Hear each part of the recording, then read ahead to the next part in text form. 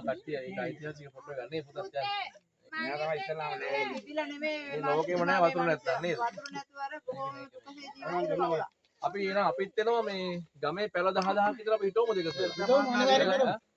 ඔයාලගේ ප්‍රජාසක් මේ සමිතිය හරහා කරමු මේ ප්‍රජා මූල සංවිධානය. දරු පැටවඩිය පොඩි එකක් කියලා පොඩි වටිනාකමක් හදලා නේද? යනුන් ගිඩන් වල හැමතැනම හිටමු ගස් ටිකක් කොස් දෙල්ලියක්. නෑ ඒක කියනවනේ සර් වනකස්සේ කැලේ කපලා තියෙන්නේ. කැලෑ ටිකේ තේවේ හිටමු අයින් කරනවා. අකේසි අයින් කරන්නේ. සමිතිය නෑ හදන්න කරලා ගන්න ඕනේ. වැඩ කරගන්න ඉතින් මේක තමයි ගොඩක් අතුරු දිනේ. ඒක හදන්න. අපි මේ ආර්මියගේ මාස්ටර් කොහොම අපි ආන්දරයක් කෝල් එකක් දෙන්න. යාද නැත්තේ යාළුවා ඊට පස්සේ